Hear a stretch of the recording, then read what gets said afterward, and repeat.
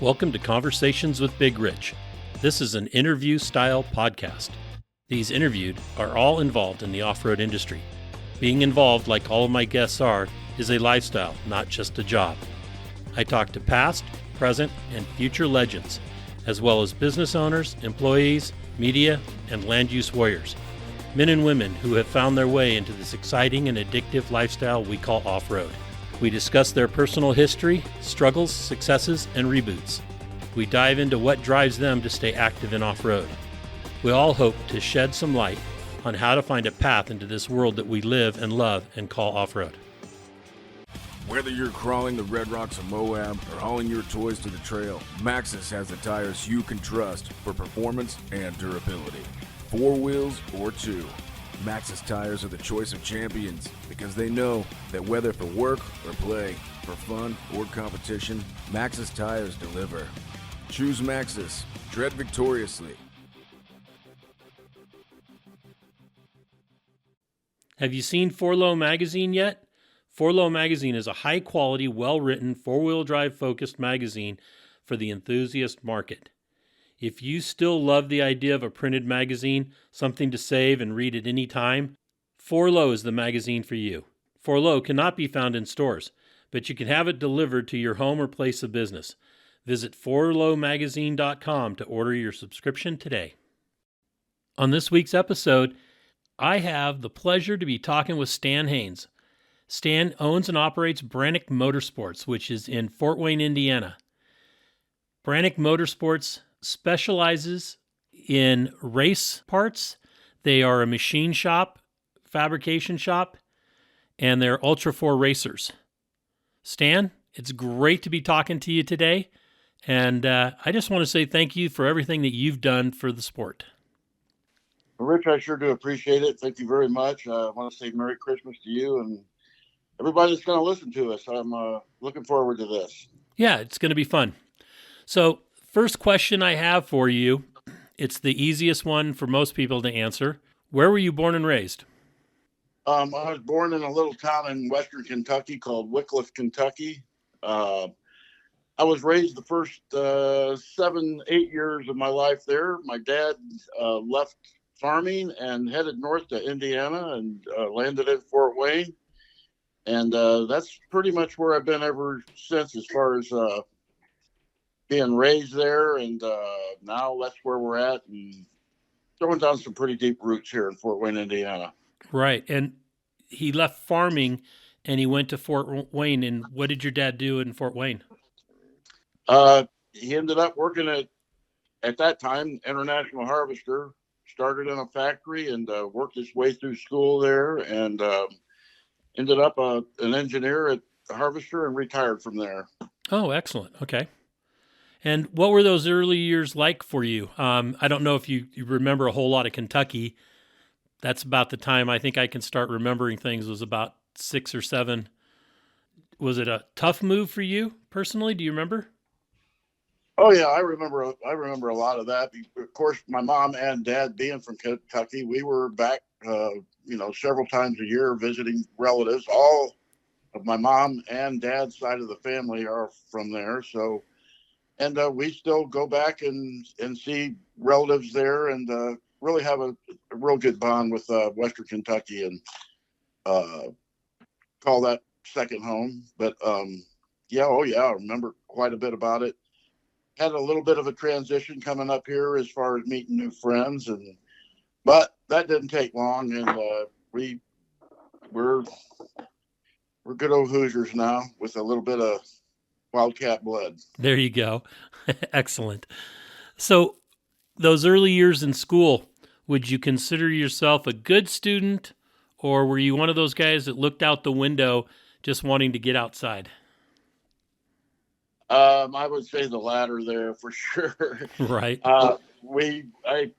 School-wise, I was always focused on shop classes and took my first shop class in 7th grade. It was a foundry class, and ironically, that's where I kind of ended up in most of my professional life in foundries and pattern making, and it was kind of a weird coincidence, and that being where we went. But School wise, average student. Probably now wish I paid a lot more attention in some of the things that would benefit what I do now, but I don't have any regrets at all that way. Right. Okay. Did you have time to play sports or anything like that? Oh yeah, I played a lot of baseball, football, and played all the way into high school, and then right out of high school, I got kind of pretty much 3 months out of high school, I was drafted into the Army. So I didn't have a good chance to go any farther with any sports there. But yeah, played more baseball than anything. Okay. And you said that you got drafted, so that was pre-72, 71? Yeah, I got drafted in 71, 3 months out of high school. And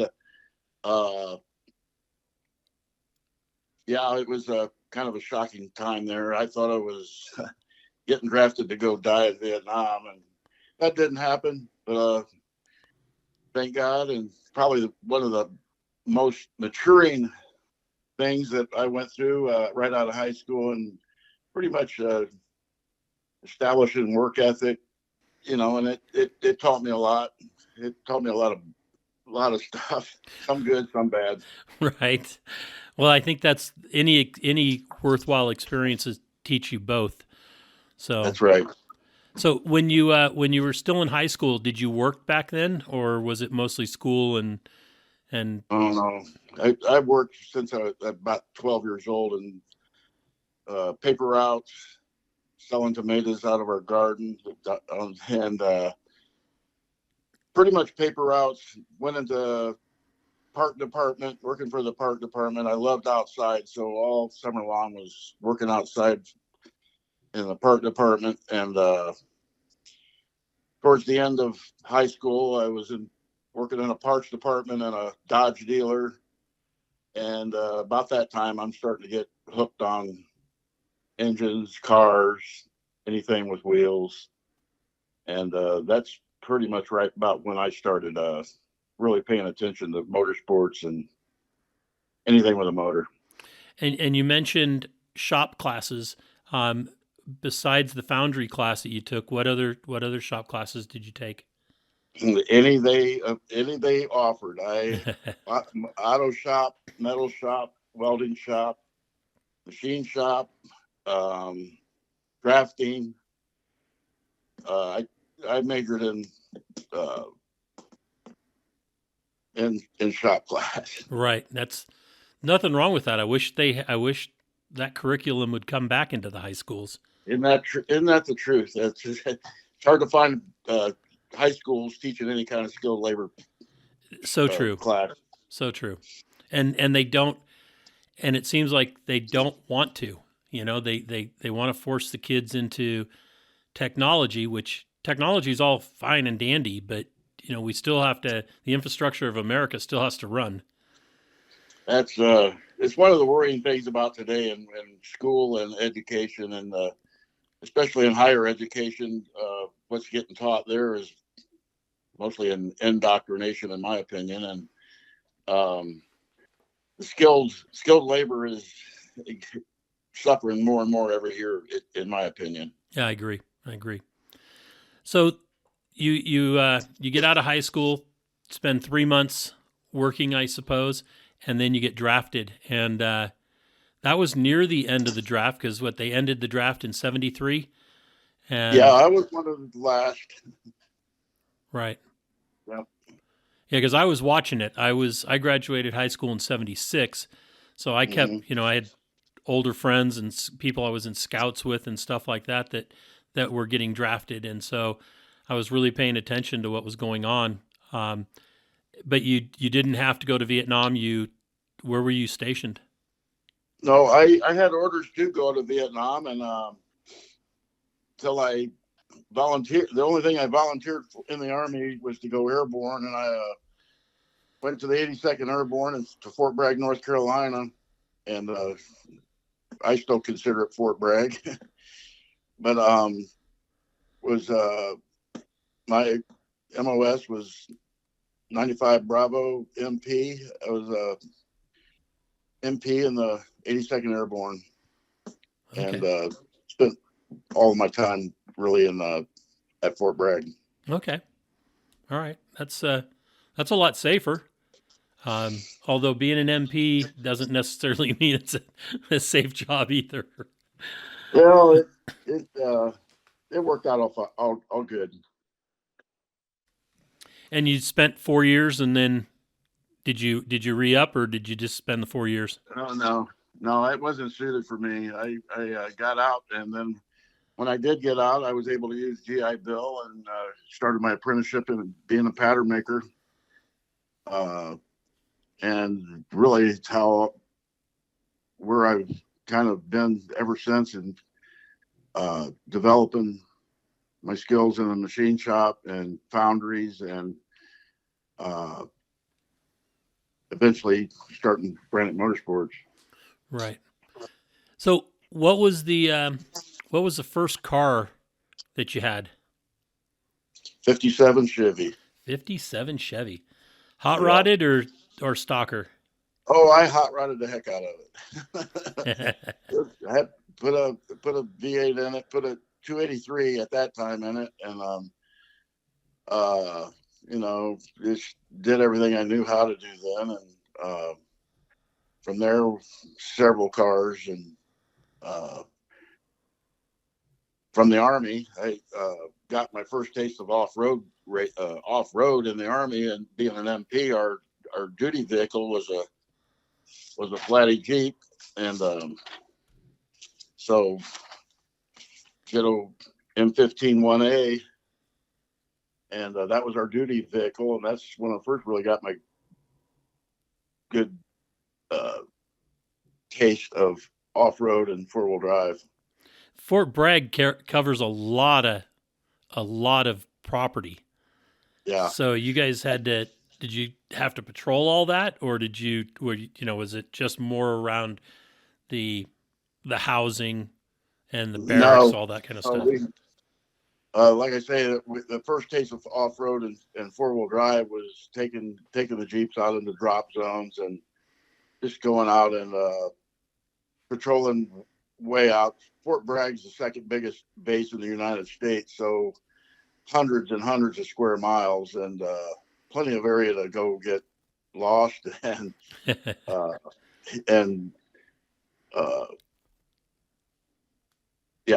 quite a bit of area there to go out and play in, and then patrol into. Okay. And when you got out of the military, did you the vehicle that you used that you had then, were you into four-wheel drive then as well after you got out right away, or did you did you spend a few years back in two-wheel drive? Oh, I went right into a 62 Willys wagon and started playing with that, putting bigger tires on it. At that time, the most you would do with suspension is maybe a spring over or something like that. And we, but yeah, right out of the Army, first year out, I had a 62 Willys that we went out and wheeled and did a lot of woods wheeling, and but also had a street car, and I've always loved off-road ever since getting out of high school and going into the Army. Right. And when did you meet your wife? 5 years out of there, out of the Army, I met her, and she was from a little town outside of Fort Wayne, and friends introduced us, and that was all she wrote with that. And we've been married 48 years. That's awesome. That's awesome, dude. Yeah. 48 years. Yep. We were, sometimes I can't believe it. Neither can she, but we're doing well. That's excellent. That's excellent. So out of the military, you get your you're going in, you got your GI loan, you go to school to be a pattern maker or an apprentice, isn't it? Yeah, I had a 5-year apprenticeship. I finished my apprenticeship about the time I found my wife, and then from there it's been hopped around to a few shops, to running a shop and running a foundry, and then about 20 years ago I had enough of that, and we said I'm going to do this on my own, and that's when we started Branik. And those early years of that stuff that got you that training to where you could open up Branik, what was your favorite part of all that? Was there something in there that you just knew that this is what you wanted to continue to do? Well, yeah, and we still continue to this day with Branik and doing the foundry work and creating master toolings, molds, and dies, and creating, a master pattern that makes thousands of parts in a foundry and castings. And we still do quite a bit of that. We do work for other off-road places that we've been affiliated with in developing their tooling for their products. But really, when it comes down to what we do now, and it all really stemmed from going out and breaking stuff in the off-road world and trying to build it better and make it better. And you certainly done that. You've certainly done that. We try. So when you first started on your own with Branik Motorsports, well, we should talk about how the name came about when you're Stan Haynes. How did Branik Motorsports come about, the name? Well, probably about 21 or 22 years ago, with Branik being 20 this year, and we started in 2003. A couple years before that, I was running a foundry and a pattern shop over in Ohio, and I was working through the week, long distance, and then coming home on weekends. And my kids were a lot younger then, obviously, and I just came up with the idea that we're going to start a little club just with my 2 kids and try to figure out a name for our small little club with my daughter and Brandon. My daughter's name is Nicole, and of course my son's name is Brandon, and came up with the acronym of Branik for Brandon and Nicole. Right. And Branik Motorsports was initially just a little private club with me and my 2 kids. Nice. And we would go play on the weekends and when I was home, and after that little stint, I came back to Fort Wayne and said I had had enough, so I would have got to name a business something. So Branik stuck for us. And what was it like when you went from working from somebody else and collecting a paycheck to being the one that had to rely on making the money to pay the paychecks, to keep the lights on, and do all that? What was that initial time like? In one word, panic. Right. Many times just starting out, and we, each time my wife was still working. Luckily, she had real good insurance, so didn't have to worry a whole lot there, and had saved up enough to be able to start something. I started with a manual mill, a Bridgeport mill, and a small lathe and a welder, and with no clients. And initially, when I started out, I was just going to keep doing what I had been doing in the foundry business, patterns, making patterns and molds and dies. And that, we kept growing a little bit by little bit, started in 2003. And when it got to about 2007, 2008, when everything hit the fan, the economy took a dump. Yes. It took a lot of sleepless nights back then. And I had a pretty decent 401k for a minute. And it that all got absorbed into not giving up. And we struggled through a couple more years. Brandon started for me about a year and a half after I started, and keeping him paid, keeping a couple other guys paid, and it was there was a time there when I wondered what the heck did I do by doing this and leaving a pretty lucrative job, and ended up with no retirement, and decided we weren't going to give up, and didn't. And after the big downturn in the economy, we just kept eking back, and to this day is I wouldn't have done it any other way. Really, it taught us a whole lot about perseverance and not giving up and being frugal and not being stupid and spending our money. And it really taught us a lot going through hard times. And that's one thing people should try to remember in starting a business is you're going to go through hard times, but be prepared for that, and try to always have the attitude to don't give up. You can always find a way to get it done. Right.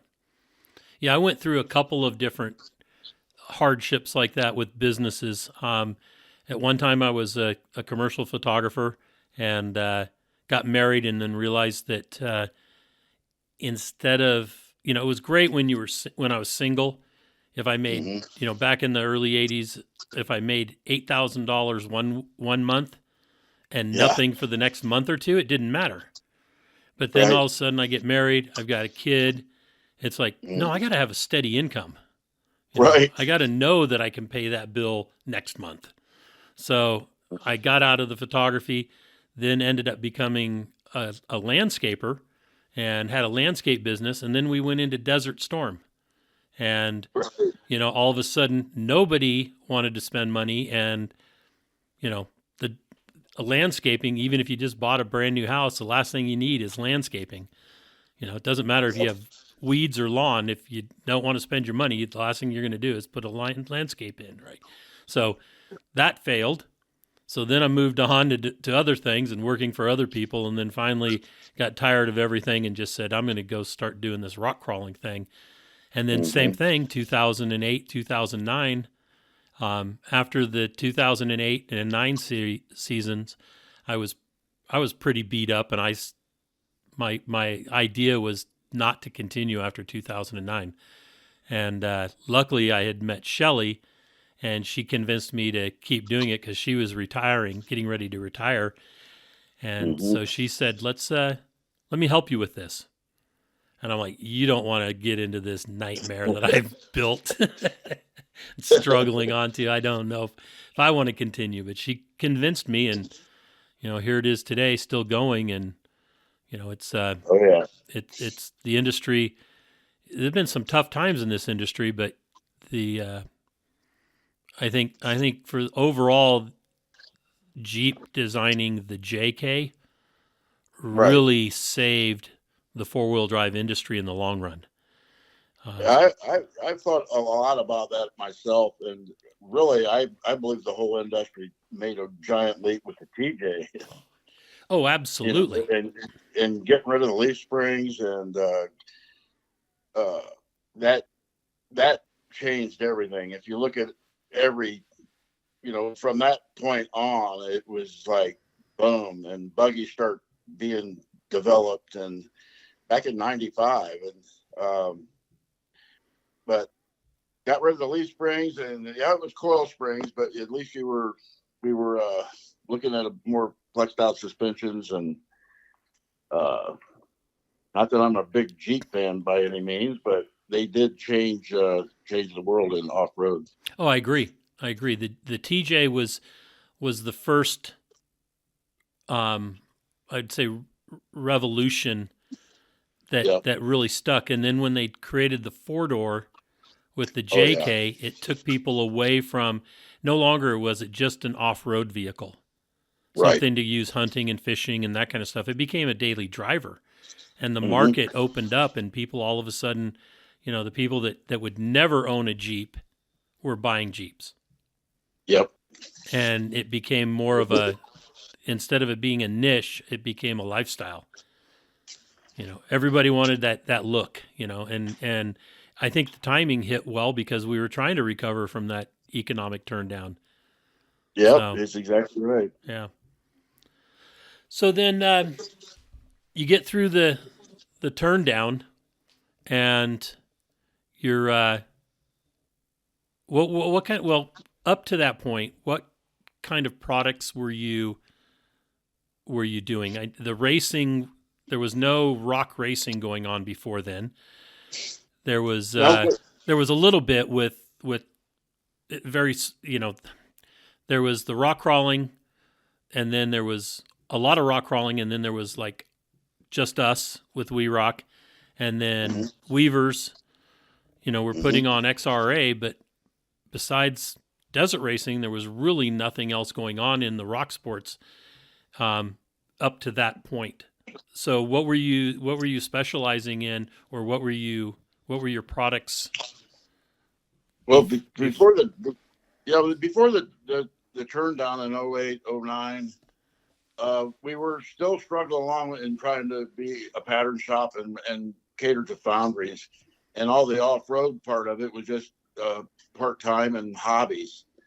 And we, what we did do with that, we were just trying to do our own parts, finding parts that were breaking, and working that way. Then we've always followed all the way back to U Rock and R Rock and We Rock, E-Cores. Always followed rock crawling, and we still do. I still love that that technical part of wheeling and being able to navigate obstacles and do it for points. I just enjoy that a lot. The rock racing part of it, when we would go wheel and do, we frequented Badlands quite a bit, and we would always private race. We'd run Orange Trail for time and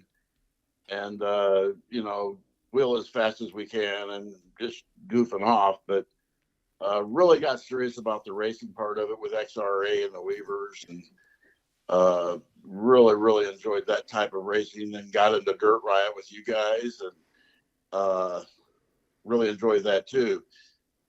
We're kind of a mixed bag, really, and I still really enjoy rock crawling, but obviously we like going fast too, and we cater to both pretty much with our business, and that's kind of helped us out a lot, along with what we make, and doing a lot of axle work and suspension work.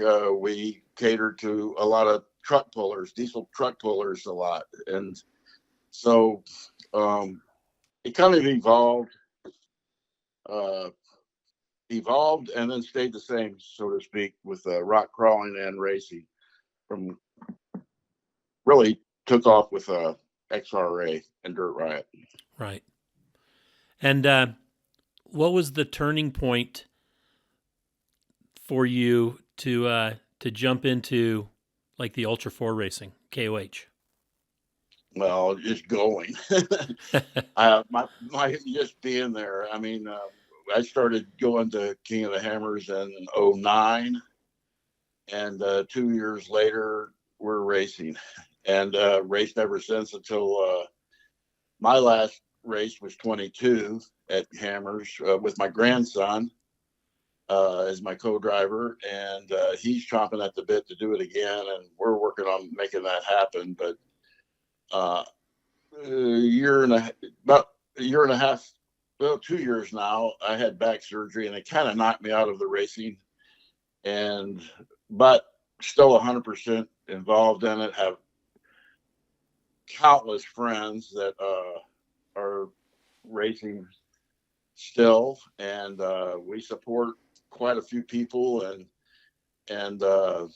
sponsor the sport, sponsor rock crawling, and it kind of put us on the map and being in the racing, and then proving that our parts are working because we run our parts. Right. And then you've also on the rock crawling side, you you got a couple of guys that really good spokesmen because they were, they were heavy Oh, hitters, with Jesse and yeah. for sure Jesse, and then also with We've had quite a few, right. and still they're close friends to this day. Jesse, we're still work very close together with his portal product, and then I try to make it to a lot of the events. We've been affiliated with a Supercrawl, Trail Hero, all of his re-rock experience and everything, as well as Ultra 4. He's real good at that too. But we partnered up quite a bit on with his Hummer Portal product. We're putting axles in his portals now, and then we go back away with Rusty Bray and Matt Dees and Danny Rohr and Kenny Bloom and Justin Kyleman and even Shannon Campbell back in the crawling days. So Brad Stiles, Doug Bigelow, a lot of those guys have moved on into Ultra 4 and some have dropped out of wheeling, but we've been Garrett West, been around with rock crawling for a long time, and a lot of those guys moved right into Go Fast. Yep, absolutely. So you've got a good steady business. You've come up with a lot of cool products, not just making things stronger, but actually developing things that work better. Every time I turn around, it seems like you got a bigger and better axle or joint assembly. And talk about how that stuff develops. Really, just out of necessity. We have we have really good competitors that I respect a lot. I really respect our competitors. They help make us better. I love the free market. I love capitalism. Right. It really enhances a business to be better, to not just rest on your laurels and think that you've arrived or anything. Our competitors help make us better. And also, when the market needs something, we kind of pay attention to that in our sport. And sometimes our competition needs our competition to, I believe, help them. People might get a little bit butthurt by us, by what, us being something similar or doing something. But also when the market is lacking a little bit, like for instance, universal joints. We've really worked hard on U-joints in developing the new 1550 stuff, enhancing the 1480 U-joints. We're looking at 1350 stuff where the new JKs really don't have a lot of people working a lot with making aftermarket parts for the stuff for the JKs and the 1350 style axles, and we're working on that now for U-joints and axle shafts. And but always looking to improve what need improvement, and also looking to what maybe people aren't really developing for the market. Okay. Just trying to keep up with the innovation. Yeah, innovation. One thing we've done a lot with is 7075 aluminum and trailing arms, leading arms, suspension links, and really, trying to think outside the box is how products are developed and making them stronger. And we do that a lot by just going through our own test bed and racing and with the people that are helping us test our parts. One of the things I wanted to touch on is you guys have created a pretty good little family lifestyle racing group there in Indiana. Team Oh, yeah. Indiana. It's huge. Yeah, there's 219 members in Team Indiana right now. I Well, I don't didn't know know a you lot guys of them. kept track of it.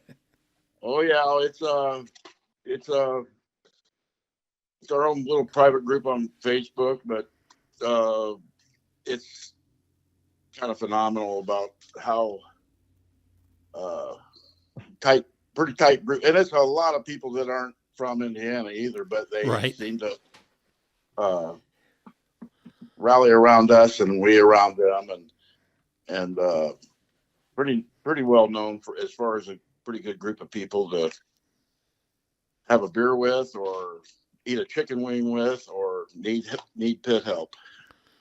Right. I always enjoyed when I still attended KOHs. Always made sure I came over to Team Indiana camp, Oh yeah, which seemed to be a whole block in all directions, and still is. to hang out with you guys because it was always fun.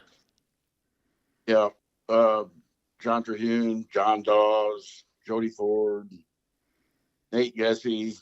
Uh, they're always there and willing to help anybody that needs help. And really, that goes for all of Hammertown or wherever we might be. Um, Pretty well known as far as being a pretty good, friendly group of guys and gals. Absolutely. So, what are you guys working on for the future? Without giving away trade secrets, is there Mm-hmm. any kind of hotbed stuff? Is it the KOH parts, or like you said, the JK, JL, JT stuff? Yeah, we're working on the aftermarket part of those U joints and 1350 stuff, axles. Um, Like 35 oh spline chromoly 44 stuff for the for JTs? yeah, yep. Um, right in the middle of developing that kind of stuff. Um, and really, to be quite honest, we're working on processes that we're having a hard time with keeping enough skilled people working with us, and I think we're suffering like everybody else does with keeping good people. It seems that people just don't want to work anymore, the younger guys, and so we've pretty much figured out to keep going and growing. We need to look more and more at automation. I hate saying it, but we're looking at robots to be able to load machines and machine parts, and automation to run lights out. We're making new joints right now with the lights out. So um, more and more just being more efficient. I think that's probably the biggest thing we're working on right now. And we're working with all USA materials, making sure that materials are as good as we can get them. And suppliers, I'd say most of our focus right now is being more efficient on what we're making. But as far as new product coming, I think the JK and the JT stuff, as far as axle shafts, it seems to be getting to be more and more our forte, and making that stuff bigger and better. And Cool. So focusing on getting better at doing what we do. Excellent. Excellent. And with that innovation and automation, also, and that kind of a change also comes with kind of a changing of the guard, you might say, at Branik. Yep. Oh yeah. Well, funny you say that. 2024 is kind of going to be a turning point for us as far as changing guard. I'm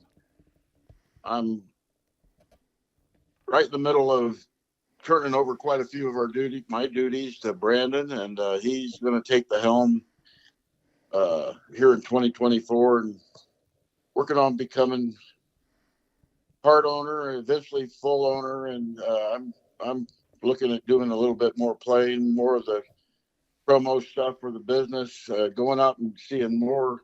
I want to make more We Rock events this year, and more of the hopefully Ultra 4 has got things going this year that I can visit and be a representative for Branik at some of these events.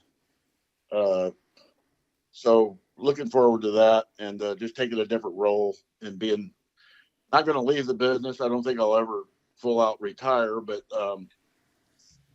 be able to breathe a little bit, kind of like you're trying to do with We Rock, and Right. live life and enjoy it, and then at the same time be able to hand over a good, healthy business to Brandon. Right. Exactly.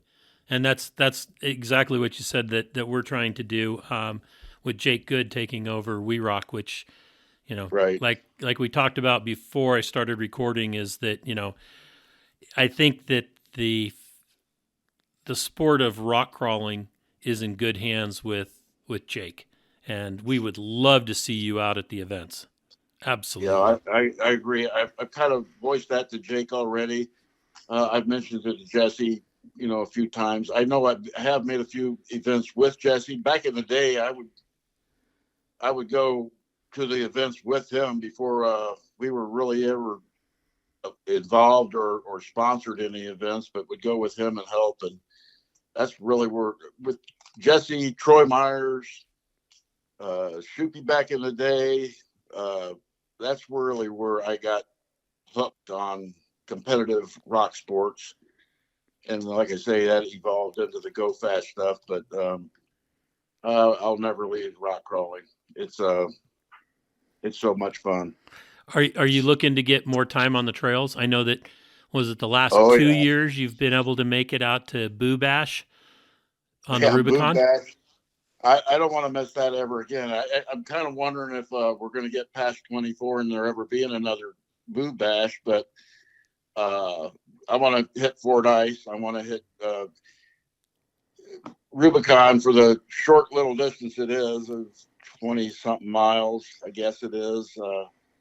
What a beautiful place of God's green earth. It's everybody needs to experience Rubicon. Am I right?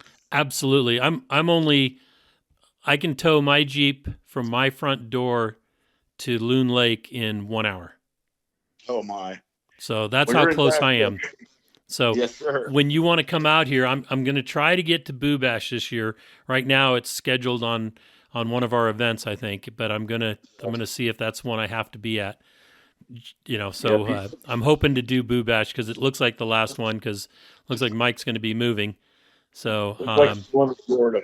yes, and there's not a lot of rocks in Florida. No, no, We're gonna have to get him to go to Alabama or to Georgia or something and put on another ride. yeah. I did want to do what as far as the rock sports is. We've got more and more involved here in the last couple of years with Trek again at the Badlands, Right. and really want to put a shout out as far as Trek. It's about as grassroots as you can get. It's with go fast woods racing, and Badlands is just one heck of a place that has you've been there many times, and I got to say, for being here in the land of corn in Indiana, Badlands has terrain that pretty much covers everything we do in rock sports: dunes, woods, rocks, Water, but mud. a lot of water and mud. Yeah, but what a good group of guys there with Kyle and Larry and just it's good grassroots racing. And I just want to put a shout out about Trek too. XRA was fun, so is Trek, and it's distance endurance type racing, Yep. and they're good people. Yeah, Kyle's good people. I first worked with him back at the first event that he did back in Paragon. And Paragon, yeah. Yeah, me and Bob Rogie went out there and helped them put on that first event. Yeah, he's a real good guy, and that place is growing like crazy. He's number one side by side dealer in Indiana right now, out of Badlands. Wow, he's Mostly doing good. Polaris and Can-Am. Excellent. So I'm going to throw it out there. If you want to come out and go to the Rubicon or Four Dice or anything like that, let's talk ahead of time. Like I said, I'm going to try to do Boo Bash, but after that, after Mike leaves, you're still welcome to come visit. We're going to be here in Placerville for looks like the duration. So we're real excited about getting some of our friends. I rarely ever have wheeled the Rubicon since I've been a promoter during the summer because I've always been so busy. Yeah. And, always traveling, always on the road. And I've always done my wheeling, late fall, early spring, before the seasons get going or the winter. And so I'm looking forward to those days where I can did it a couple of times this year, just jump up on the trail for a few hours, not even run the whole trail, just go up for a day and have a picnic.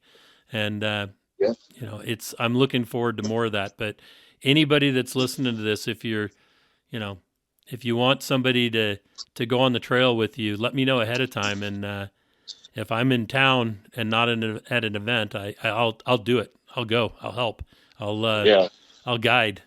Yeah. It's kind of strange. The last couple of years, I've gone 2 years now, and I've kicked around having a buggy out there and leaving it out there just to come back and forth to be able to wheel out there. It's just amazing. And there's no way really to describe it unless you're there. And I would do the same, as invite anybody to be able to go out there. If you haven't gone, it needs to be on a bucket list for sure. Absolutely. And while the Rubicon is beautiful, it's not the most difficult trail in the area. I would throw that at Four Dice. Yeah. Four Dice is a much more difficult trail. It's kind of relentless. The Rubicon is scenic. There's a couple of hard spots, but it's not like being at the Hammers or anything. That's for sure. Right. Rubicon's not difficult until you have to daisy chain out from all the way out like we did this last year. We pulled a Forerunner out all the way from Dirty Dozen Campground all the way out to the Loon side. Wow. And it was an all-day deal. It was all day daisy chaining a dead Forerunner out from Lana Scott. She'll enjoy me telling this, but she broke, and we got her out, and it was quite the experience. Something I'll never forget, and being able to recovery all the way out of Rubicon. Right. Yeah, she's not too far from where I'm at. I think she's in Diamond Springs, which is just over the next ridge. Right. Yep. She's not too far from there. Yeah. Well, is there anything that you want to touch on that we haven't touched on? Can you think of?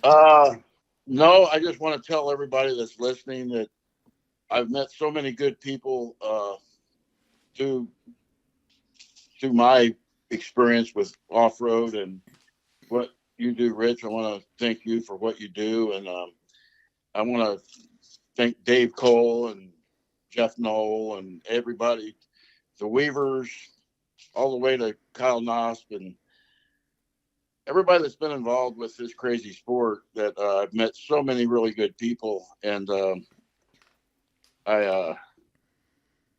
which have become customers, friends, lifelong friends, and the experiences that I've got is I sometimes just have to sit back and wonder how it all happened, but that all happens with the people you're affiliated with and the good friends that I've made through the years. Yeah, we're blessed in this industry. Absolutely. Dave Cole gave me the opportunity to go to China. I would never thought I had ever gone to China before, but what was that like? Oh my goodness. Another one of those deals that I'll never forget. And when I did get back to Seattle from that trip, I literally dropped down and kissed the good old earth that I was back. But just the friendliest people you could ever imagine. under a government that's you can't imagine either. And I think about Chinese people a lot, especially in today's climate, and there's good people there that really don't know any better.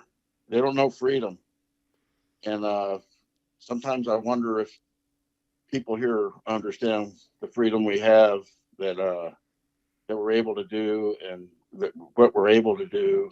I think there's a whole lot of people in this country that really don't enjoy the freedom that so many people have fought for and died for. I agree. And that's unfortunate that they don't understand. That's are there problems in the United States? Yes, absolutely. There's problems everywhere, but to think that this country is a bad place to live is absolutely ridiculous.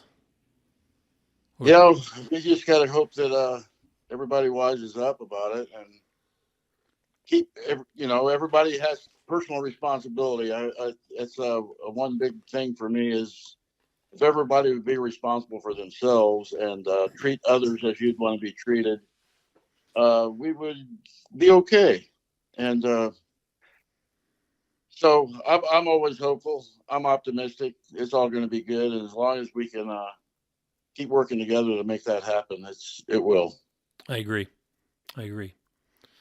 So, Stan, I want to say thank you so much for spending this early evening with me and talking to our listeners. I'll let you know that this podcast will air next week. Yeah, next week. So listen for it. I'll send you a link and everything, and if you'll share it across your social media so more people can get to know Stan, and hopefully bring you some more business that you can handle.